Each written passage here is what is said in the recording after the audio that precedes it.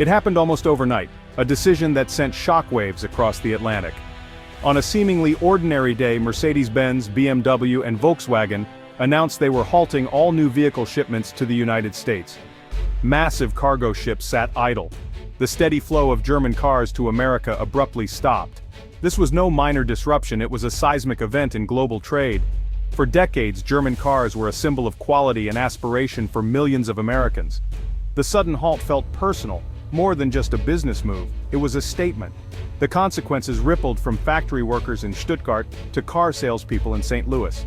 This was not a supply chain hiccup, but a calculated strategic move. German automakers decided the risks and costs of shipping to the US were now too high.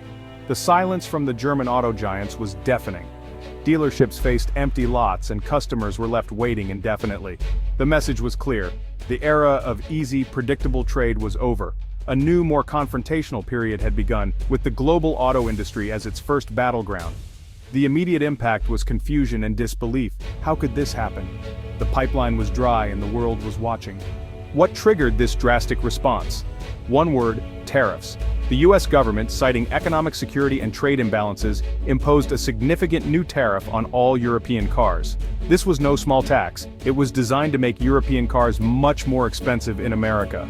The goal: encourage Americans to buy domestic vehicles and protect US manufacturing jobs. The policy was part of a broader America First strategy, aiming to level the playing field. The administration argued that foreign countries had long benefited from open access to the US market while restricting American goods. The new tariff was a high-stakes gamble, betting that the US economy could withstand any retaliation. For German automakers, the tariff was a prohibitive barrier, not a negotiation tactic.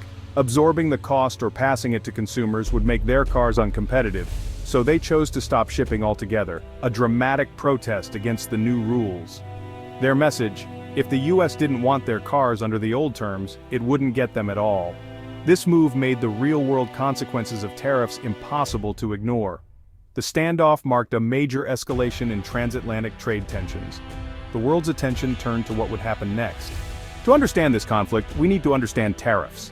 A tariff is a tax placed on imported goods, a kind of entrance fee for foreign products. When a German car arrives at a US port, the government charges a fee, raising the car's price.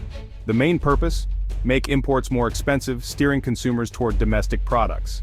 For example, if a German car costs $28,000 and a US car costs $30,000, a 25% tariff adds $7,000 to the German car, making it $35,000. Tariffs can be a percentage of value or a flat fee per item, but the effect is the same: higher prices for consumers. Importers pay the tariff, but the cost is passed down the line to wholesalers, dealerships, and finally, the customer.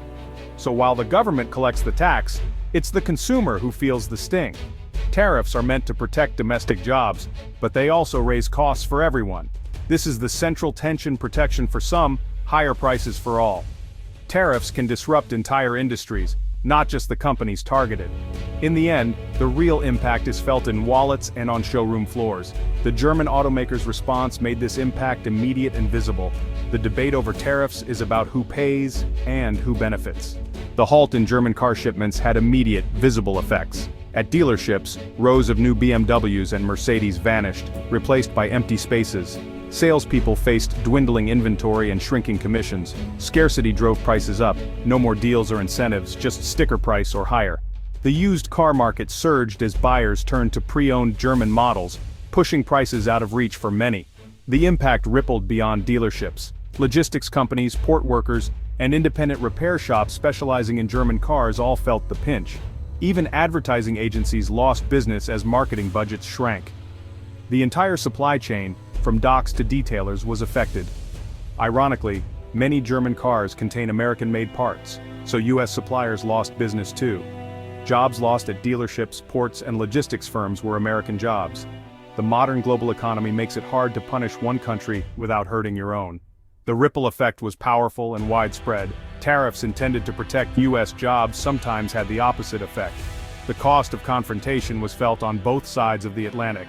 The empty lots told the story better than any headline. German car or American car is a blurry distinction today. Modern cars are global products assembled from parts sourced worldwide. BMW's largest plant is in South Carolina, employing thousands of Americans, and exporting SUVs globally. U.S. tariffs on German imports could trigger European retaliation, taxing American-made BMWs sent to Europe. The result: tariffs meant to protect U.S. jobs could threaten them by hurting exports. The same goes for parts. American cars use German transmissions and electronics, and German cars use U.S.-made components.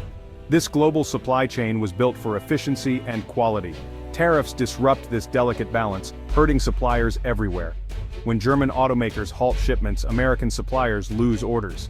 Tech firms, parts factories, and logistics companies all feel the impact. The trade dispute isn't just about where a car is assembled, it's about thousands of interconnected businesses. In a trade war, there are no clear winners, just widespread disruption. The auto industry's web of mutual dependence means everyone pays a price. The tariff debate is fierce, with strong arguments on both sides. Supporters say tariffs are a long overdue correction, forcing fairer trade and protecting American jobs. They argue that making imports more expensive will encourage automakers to build more factories in the U.S. The ideal: more American jobs, a stronger industrial base, and less dependence on foreign goods. Critics counter that tariffs are blunt tools that hurt more than they help. They point to higher prices for consumers, job losses in import-related sectors, and the risk of a trade war. Global supply chains, they argue, are a source of strength, not weakness. Disrupting them leads to inflation, uncertainty, and lost competitiveness. Retaliation is a real risk. Europe could tax American exports, hurting U.S. businesses. Critics say tariffs just shuffle jobs around, punishing some workers to help others. They advocate negotiation and international agreements, not unilateral tariffs. The stakes are high, and the outcome will shape the future of global trade.